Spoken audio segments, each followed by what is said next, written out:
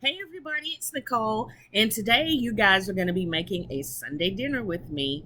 Look at this delicious plate, y'all. Today we're going to make the dishes on here, except for that potato salad, and this delicious poke cake for dessert. So let's jump right in. The first thing we're going to make are the collard greens. Here on this plate, I have some sliced up pork jaws.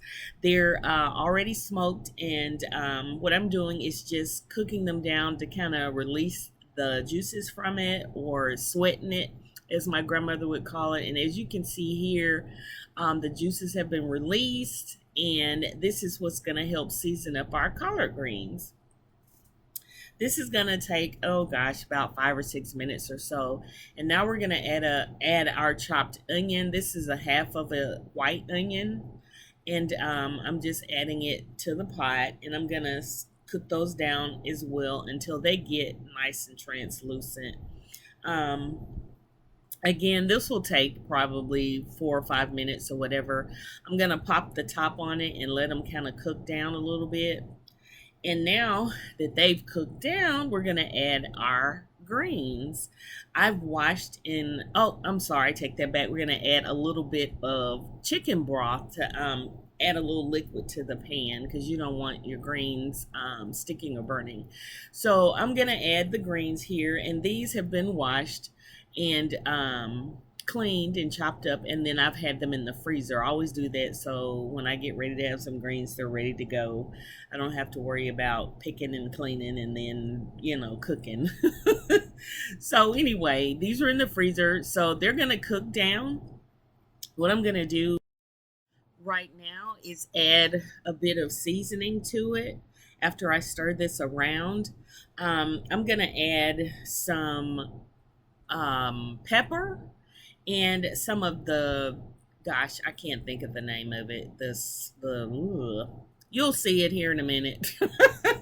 The Sazon. I always forget that. But anyway, it's like sort of an all purpose seasoning. I'm going to add just a little bit because we have a lot of sodium kind of going on with the smoked pork and the chicken broth.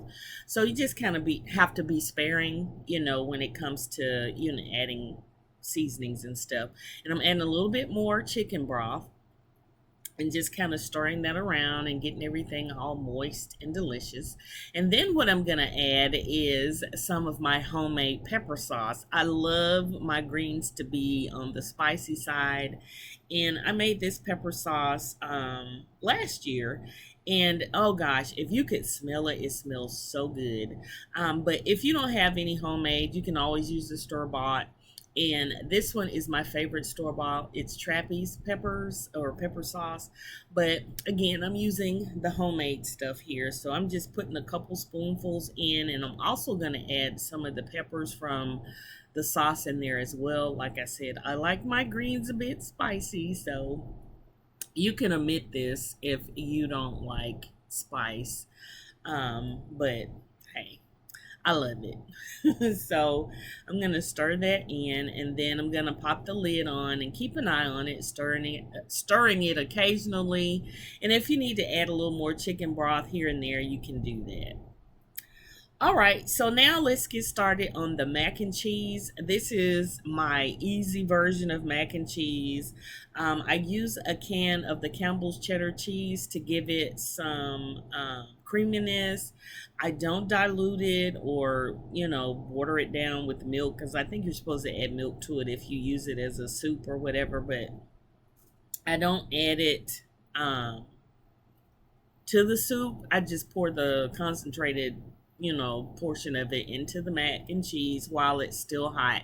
I just boiled this and I drained it. I didn't rinse the mac and cheese because I really want that soup to stick to the macaroni noodles. And here I'm adding 2 eggs to the can because I always want to get all the goodness out of the can, and just a little bit of milk to kind of add a little more, I guess, liquid to it. And I'm adding some pepper, And I'm going to add a little bit of seasoning, again, that all-purpose seasoning, but not a lot because there's salt in that cheddar cheese soup. So I don't like a whole lot of salt in my, food or whatever. But anyway, you season it according to how you like it. So I'm whipping up the eggs in the can here, and this saves on dishes and all that stuff. So I hate washing dishes. So I try to clean up as I go and use less dishes as possible. So, anywho, mixing all this together and making sure everything gets nicely coated with the egg and the uh, cheddar cheese soup. And then we're going to add in our cheese. This is a 8-ounce bag, I think it is. Yeah, so you're going to use the whole bag, but I'm going to put pretty much half in, and then the other half I'm going to sprinkle on top once we get ready to pop it in the oven. So that is a blend of white cheddar and just regular cheddar cheese. I like to use sharp cheddar because I love the taste of sharp cheddar, but this was on sale and that's what I grabbed. So, because cheese can get expensive. But anyway, it's a blend of two different cheddars, and so just mixing it up. And here you can get creative. You can use all sorts of cheeses if you want. I've used Parmesan, mozzarella, Colby Jack, pepper jack. I mean, whatever kind of cheese you want to use, get creative when it comes to your dishes or whatever. But this is just a quick version of mac and cheese. I know people usually do the sort of roux version with the flour and stuff. I'm not there today. This is just a quick version. And here I have a pan lined with aluminum foil, and I'm going to spray it a little bit so, it'll help release once you scoop out the mac and cheese. And it also helps with cleanup because I do not want to clean this pan. I used extra foil because I want to cover it up while it bakes because I don't want the top to get brown before it actually bakes up. So yeah, I don't like when the tops of macaroni gets a little too crusty looking or whatever. I kind of want it still to be cheesy, if that makes sense. But anyway, again, that's why I'm using the foil. And so now I'm going to put the rest of the cheese on top and let that melt down in and get all nice and delicious. So yeah, now we're going to cover it up. As you can see here, I did a kind of bad job of, covering it, but hey, it got the job done. And we're going to pop it in the oven, and I baked that on 375. Now we're going to make the cornbread. I cannot have any greens without cornbread. So again, this is a quick version. This is 2 cups of self-rising cornmeal. And if you use self-rising, you don't have to have any like baking agent that helps it rise, like baking soda or baking powder. It's already in the cornmeal mix. So here I'm adding a cup of flour and then some salt, a pinch of salt, and about a half a teaspoon or so of sugar. I don't like too sweet a cornbread. Some people do, but I added a little bit of salt and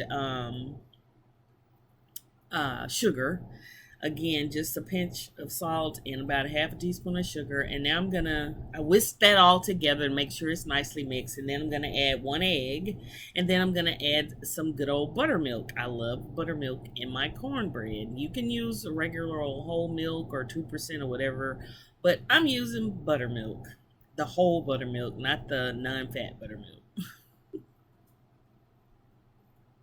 And I'm pretty much eyeballing this, but the official recipe: 2 cups of self-rising meal, 1 cup of flour, half a teaspoon of salt.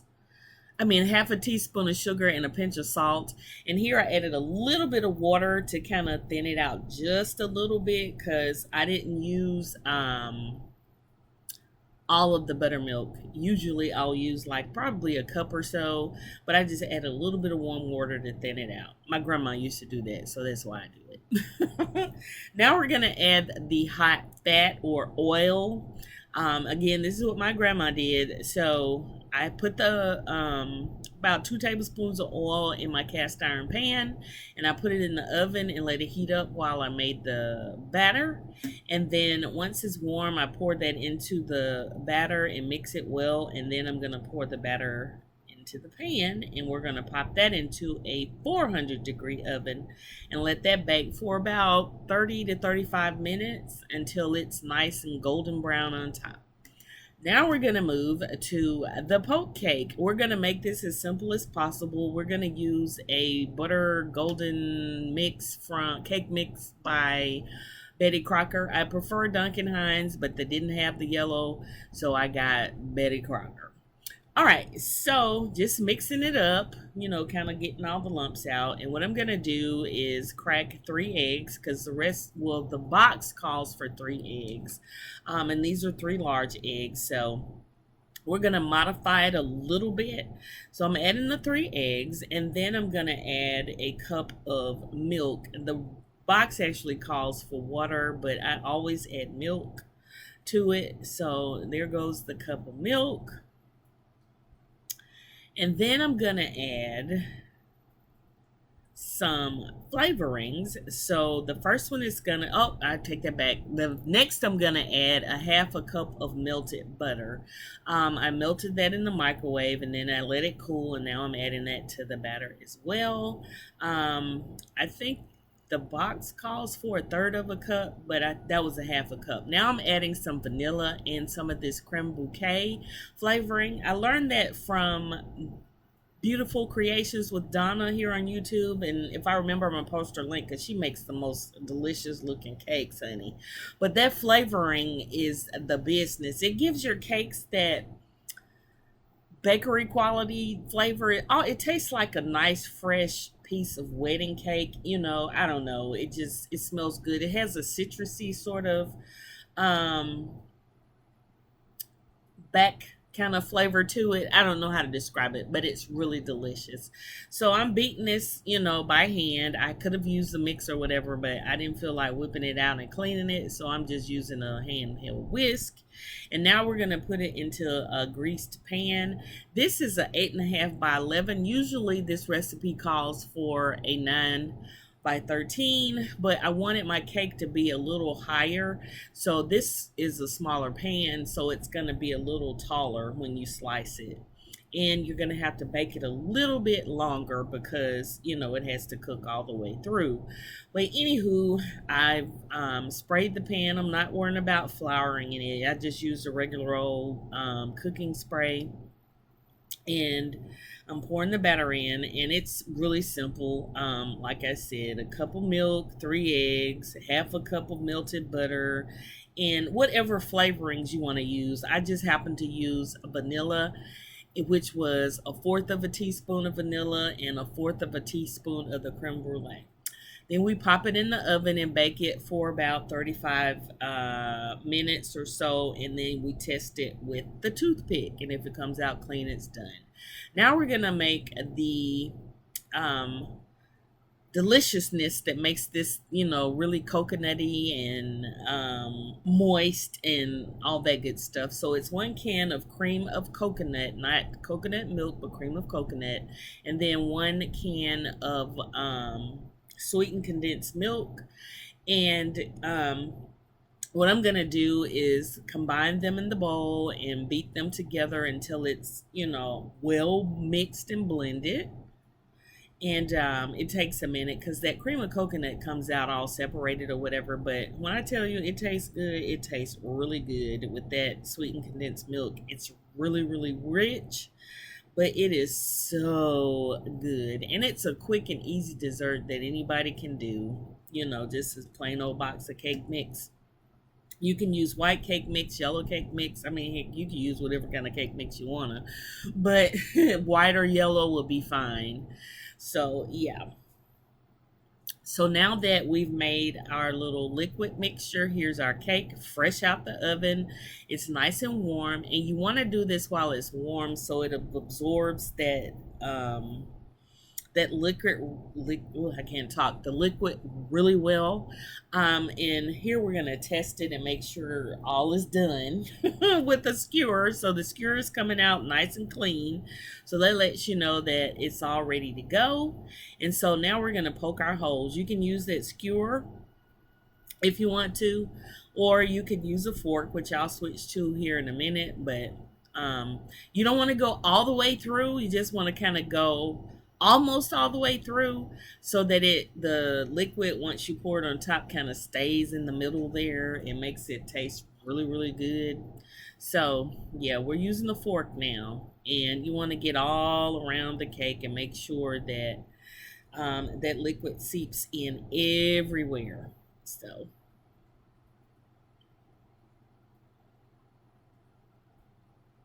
when I tell you this cake was so good, oh my gosh, it is so delicious. Oh my goodness. But anyway, there are tons of poke cake videos here on YouTube, but this is my little version. And you can do this, I'm pretty sure, with other flavors and, get creative, on one of those boring days or you don't have anything to do, just start experimenting. If you got cake mix and different flavorings and things around the house, just try it out and see. So what we're doing now is pouring the liquid on top, and as you can see, it's soaking into the holes, and I'm assisting it along with the spatula, kind of pressing it in and helping it to absorb even more. And we're going to use this whole bowl full of liquid. This cake's going to take all of that. And oh my gosh, I can't tell you how good this is. I know a lot of people aren't a fan of coconut, but I love it. But yeah, we're going to pour all this over until it absorbs in nicely. And take your time. Don't just dump it on there. Just kind of do it, in intervals, and, pour and let it absorb, and then pour some more and let that absorb until it's all used and um, absorbed into the cake.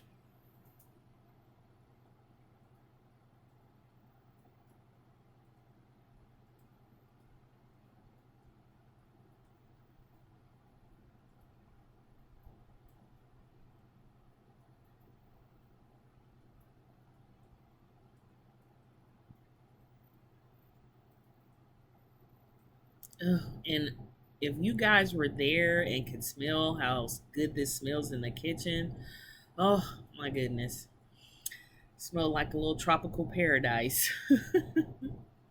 Okay, now that everything's absorbed and um cooled, now I didn't let it cool long enough, and I'll show you why, or I'll let you see why. How come I know I didn't let it cool long enough. But as you can see, the whipped cream is kind of breaking up a little bit, but this is a tub of the extra creamy Cool Whip, but you can see it's kind of breaking up just a little bit. That let me know that I didn't let it cool long enough, but you want it to cool to room temperature. And then if you want to, you can pop it in the fridge after that, once it comes to room temp, and then let it set up a little bit, and then put your whipped cream on top. But honey, I couldn't wait. So anywho, it was cool enough for me. So do as I say, not as I do. And then just frost the top. And now what we're gonna do is add some sweetened flaked coconut. You can toast this, which makes it taste all the more better, but I didn't feel like it, honey. I was just ready to make this so I could eat it. So I'm just sprinkling the top with some of this sweetened flake coconut. Make sure it's sweetened. And this is going to be it. This is our little topping and frosting for the cake. Super simple, just a tub of whipped cream. Whichever, you can do the low fat, non fat, or the extra creamy like I did, or just the regular old Cool Whip, and then add your flaked coconut. And like I said, you can also toast the coconut as well. Now, honey, you see I had to get a piece of this because it was just smelling so good. Oh, when I tell you it was delicious, honey. Oh, look at that lusciousness. Oh my goodness. It was so good. I ate some of this before I actually ate my dinner. But yeah, let me know down in the comments if you've tried this or if you have your own version of the poke cake. Um, yeah, and let me know how it turns out for you. Now, here is our main dish or main entree, and it is a pork butt that I cooked in the crock pot. I just cooked it overnight. I put some of that all-purpose seasoning on it, as well as some Worcestershire sauce and a little bit of chicken broth, and I injected it with that. And then I sprinkled the seasoning on top, and it came out so moist and delicious. Here, once I've shredded a little bit, I'm putting my homemade sauce on there. And if y'all want to see a video on how I make my barbecue sauce and can it, because I put it up for the year, let me know down in the comments and I will definitely do that for you. And now we're gonna plate up our Sunday dinner because everything's all ready to go. Here's our mac and cheese, and it was so good, honey, so good. And this is gonna be one of those man-sized plates because I don't cook often anymore now that my kids are grown and stuff, and I'm here pretty much by myself. But I don't know what it was, but I really wanted some home cooking, so that's what I did. Here are our greens. They're all nice and tender and delicious, and so I'm putting a few of those on. Well, I won't say a few, but a nice helping on the plate. And then I'm going to add some of my cornbread here. Still nice and warm. And a nice little wedge of cornbread with my greens. And then some store-bought potato salad. I wish I had made some homemade potato salad, but I was done by this time. So I just bought a nice little container. And what would it be without some fresh sliced tomato? It is summertime. Tomatoes are plentiful. And honey, this is how we eat it in the South with some freshly sliced tomatoes. I'm adding some salt and pepper to my tomatoes because that's how I love to eat them. And there's my little salt. And we are ready to go, y'all. This was so good. Here I'm adding some of my homemade pepper sauce to my greens. Oh my God. And if you want to see how I do my canning and stuff, because I do can, again, let me know down below and subscribe while we're talking about it so you can see me do stuff like that, or I'll be glad to do it if you request it or whatever. But hit the subscribe button and the notification bell so you can see what I got in store for you. I'm trying to get back into the swing, y'all, but this deliciousness, look at that plate. That pulled pork was delicious. Those greens, oh my God, with that pepper sauce. Oh, I wasn't worth two dead flies, honey, after I ate. It was so good. Oh my gosh. But yeah, I hope you try these recipes. Um, Let me know down below if you do and how it turns out for you. Again, please subscribe and hit the notification bell. Oh gosh. And here is our delicious cake right here that I've already tried. Oh, it was amazing. Look how moist and delicious that is. Okay, guys, thanks for watching, and I'll see you in my next video. Bye.